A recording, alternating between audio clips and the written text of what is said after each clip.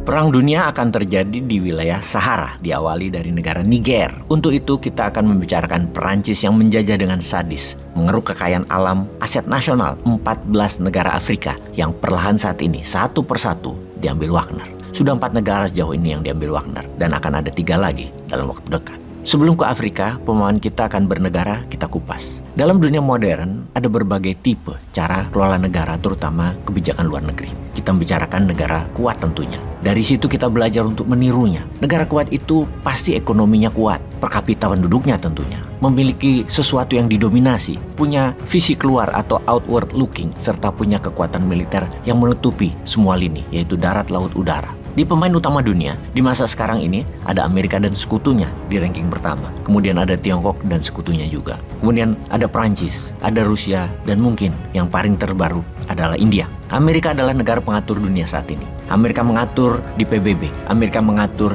kebijakan keuangan di IMF dan World Bank. Amerika menguasai currency, yaitu dolar, yang peredarannya masih merupakan 65%-an transaksi di seluruh dunia. Kemudian Amerika masih menguasai kekuatan militer dunia. Untuk memahami kekuatan sebuah negara secara utuh, sahabat, kita ini jangan terpesona dengan propaganda pejabat atau suatu pemerintahan dalam media massal atau media utama, juga dalam sosial media, terutama di sosial media tentunya. Kenapa? Karena mudah dikendalikan oleh yang punya cuan atau regulasi. Caranya untuk mengendalikan bagaimana? Isi berita di sosial media harus dibanjiri dengan pujian-pujian terhadap penguasa. Berita harus berisi keberhasilan. Kemudian kendalikan ratusan influencer atau buzzer rupiah yang menggulirkan ratusan berita tadi diviralkan rutin secara harian.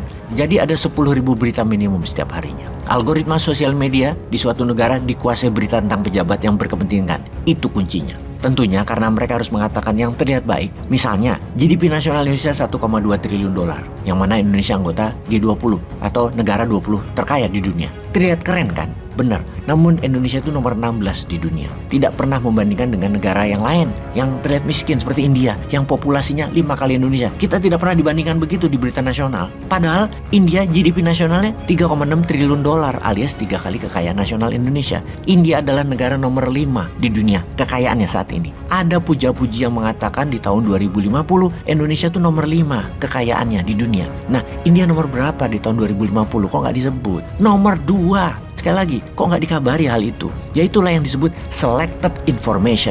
Informasi yang dipilih yang menguntungkan dan terlihat keren untuk diri seseorang atau untuk suatu kepentingan. Di tahun 2050, nomor 1 Tiongkok diperkirakan GDP nasionalnya 50 triliun dolar.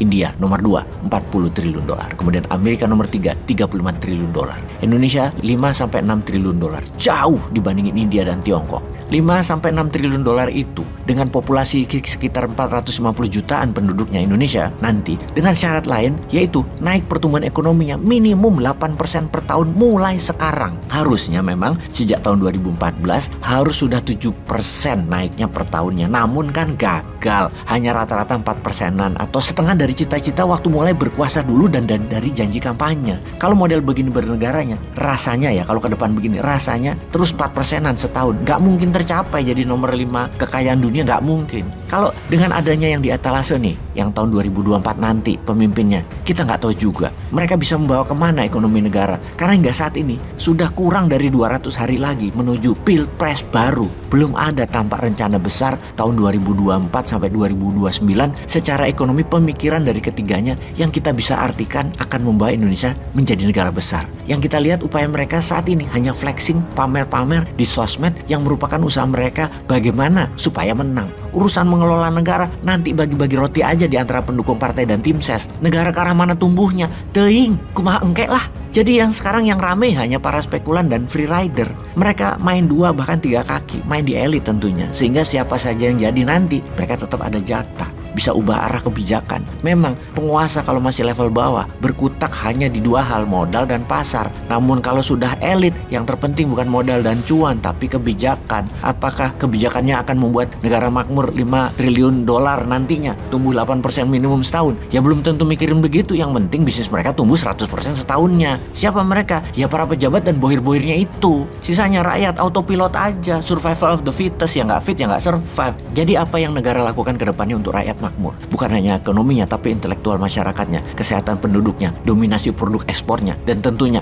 dominasi geopolitik, politik di kawasan. Inilah hal yang kita tunggu-tunggu sebagai rakyat. Ide pemikiran baru gabungan antara Pak Karno dan Pak Harto yang demokratis dan humanis di dalam negeri, otoriter dan agresif ke luar negeri. Ini gaya baru. Untuk kekuatan geopolitik, kita sulit menandingi cara Amerika karena sudah mereka kerjakan 100 tahun lebih. Namun meniru strategi Tiongkok itu lebih bisa. Tiongkok baru memainkan perannya ke luar negeri belum ada 15 tahunan terakhir. Awal itu muncul dari kekhawatiran mereka. Yang pertama dikenal dengan sebutan Malaka Dilema. Kebingungan Tiongkok kalau Selat Malaka dimainkan Malaysia dan Indonesia. Tapi syukur dua negara itu sudah di tangan mereka dan mereka sudah caplok dua negara itu dalam 15 tahun terakhir. Malaysia agak lepas dari Tiongkok akhir-akhir ini karena kaki tangan Tiongkok di Malaysia, Najib Razak sudah digulingkan, yang mana sekarang Anwar Ibrahim adalah pendatang yang punya ideologi Melayu yang kuat yang akan membawa Malaysia seperti gabungan antara Mahathir dan Lee Kuan Yew. Cara Tiongkok tuh lebih halus pastinya di Indonesia. Karena itu Indonesia bisa menirunya karena telah paham menjadi bagian dari Tiongkok. Dengan lebih kurang 10.000 triliun rupiah Tiongkok diuntungkan dari Indonesia dalam 10 tahun terakhir. Kita ingatkan Tiongkok itu soft power. Kasih apa yang sebuah negara terutama impian pejabatnya butuhkan. Namun ambil yang tidak diketahui rakyat. Mengambil sumber daya alam Indonesia digaspol dalam 10 tahun terakhir ditukar dengan hutang infrastruktur dan lain sebagainya. Kan aneh ya, harta utama kita diambil yaitu sumber daya alam, lalu kita dikasih harta kebendaan, kereta cepat, jalanan dan lain sebagainya, tapi hutang. Jadi tekor dong. Tapi ya nggak apa-apa, itu bisa kita lakukan nanti di negara kawasan. Kita balas ke negara bodoh lainnya di bawah kita. Kan kita mau meniru Tiongkok, kita bisa lakukan ke 14 negara selatan Pasifik misalnya, atau ke beberapa negara ASEAN duluan misalnya. Kita pura-pura kasih infrastruktur pelabuhan, bandara, tetapi kekayaan alam, fosfat untuk pupuk Indonesia ambil dari negara-negara kepulauan Pasifik. Lalu kita ambil ikannya, intinya kekayaan yang kita tidak miliki tapi punya nilai pasar besar seperti nikelnya Indonesia yang ditiongkokkan. Pasti negara Pasifik Selatan ada juga yang kayak itu jenisnya. Pokoknya tiru Tiongkok deh. Lebih alami kita menirunya ketimbang cara Amerika. Apalagi pakai cara Rusia yang pakai Shadow Army Wagner. Orangnya anda kita, bos. Peace.